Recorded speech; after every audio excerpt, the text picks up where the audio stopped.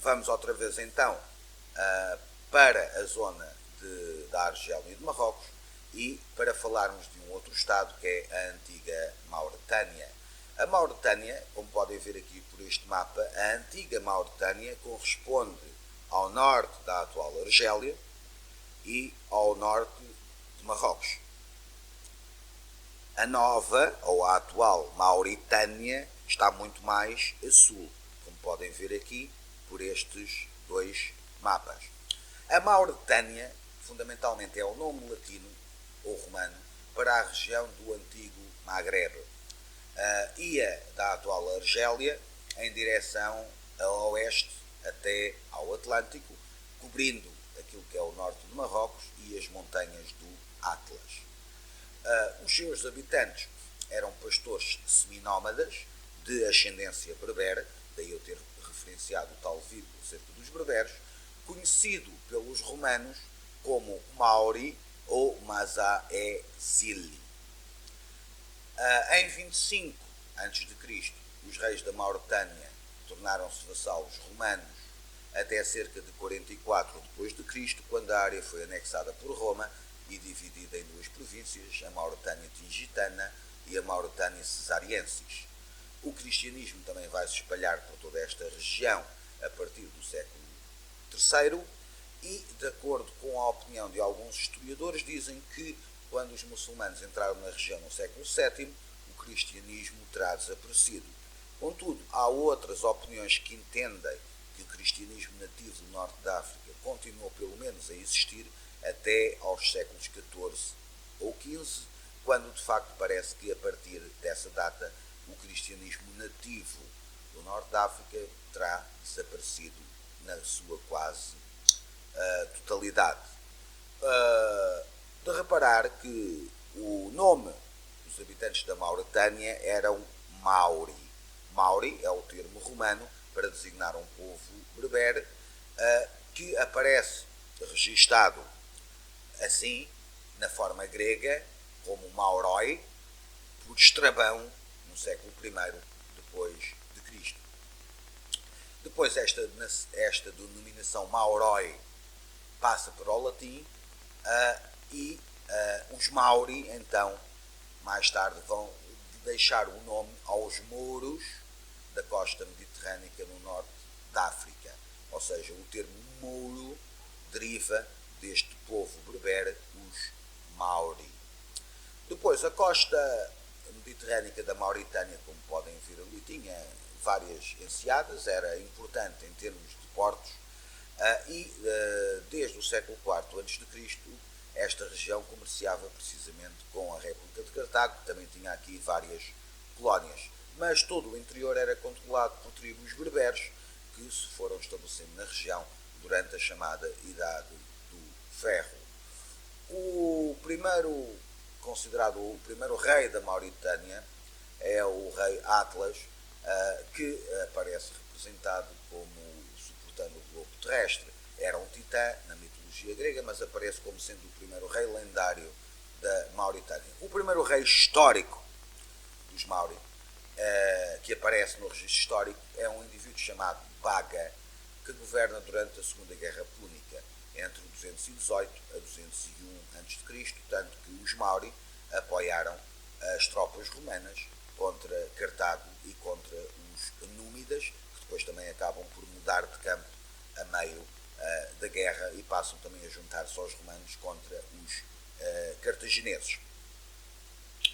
Entretanto, um rei importante da Mauritânia foi o rei Bocos I, que governou o território entre cerca de 110 até aos anos 80 a.C., que foi um monarca importante, e depois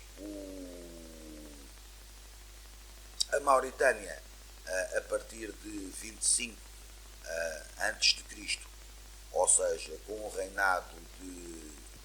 Entretanto, vamos falar de um outro território antigo, que é o reino da Numídia, que foi também um povo de origem berbere e um reino relevante, que existiu entre o ano de 202 a 40 a.C. Inicialmente o território dos Númidas estava dividido em duas tribos, os Massili no leste e os Masaecili no oeste. Novamente durante a Segunda Guerra Púnica, entre 218 e 201, Massiniza, que era o rei dos Massili, conseguiu derrotar o rei da outra tribo e unificou a Numídia num único estado. Com a criação do grande reino da Numídia, Massiniza vai governar o território entre 202 a 148 a.C., com o apoio de Roma, evidentemente, e que vai, além de estar aliado de Roma, ele vai também ser o causador da guerra, ou da Terceira Guerra Púnica, entre Cartago e a República Romana, porque é sob o comando de Massiniza que os númidas começam a atacar o que restava aos cartagineses, esforço que depois é continuado pelo seu filho e sucessor, o rei Micipsa, que também participa, de facto, na queda de Cartago em 146 a.C. Contudo, o rei Micipsa depois o rei Micipsa depois divide, à sua morte, o seu reino pelos seus filhos, ou seja, que era o Bulusa, o Mastanabal e o Yempsal. Esta divisão funcionou mais ou menos bem, contudo,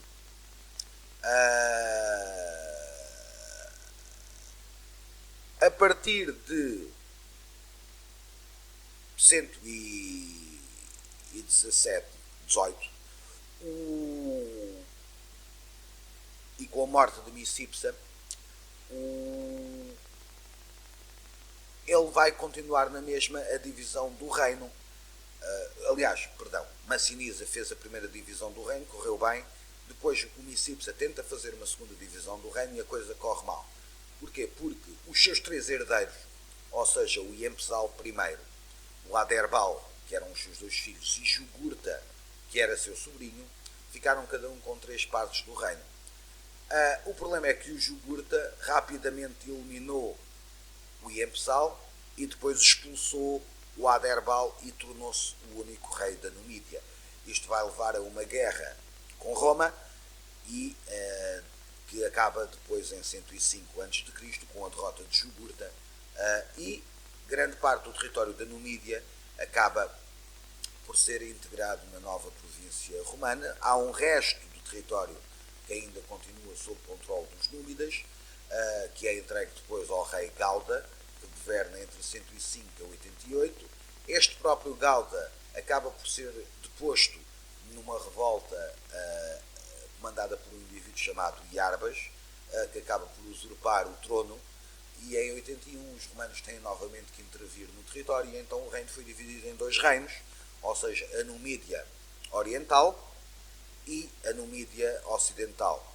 A Numídia Oriental, podemos dizer, era o principal reino, foi governado pelo Yempsal II, que era filho de Galda, e depois pelo Juba I, que acaba por combater ao lado dos republicanos contra Júlio César e acaba por ter que se suicidar em 46 a.C. O seu território acaba por ser depois inicialmente convertido numa província romana até 30 a.C. Em 30, o rei Juba II, que era filho do Juba I, foi nomeado rei pelo imperador Augusto, mas em 25 o imperador Augusto decidiu que este território da Numídia Ocidental ia ser mesmo incorporado ao Império e então enviou-o para a Mauritânia como rei. O outro reino, a Numídia Ocidental, era um reino muito mais pequeno que a Numídia Oriental. Temos 3 monarcas neste território, e o território no ano 40 a.C. foi depois também reorganizado por Roma e tornou-se parte da província romana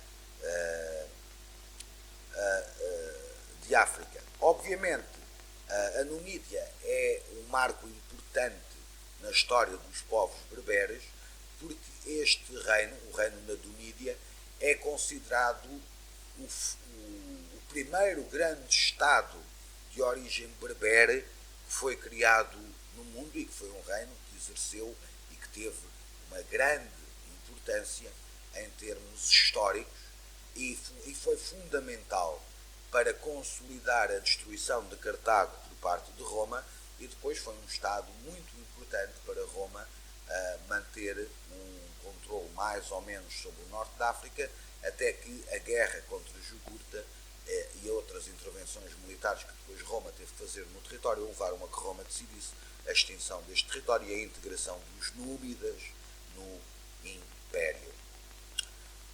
Ora, então saltamos agora novamente para a zona do Sudão e vamos falar então do primeiro reino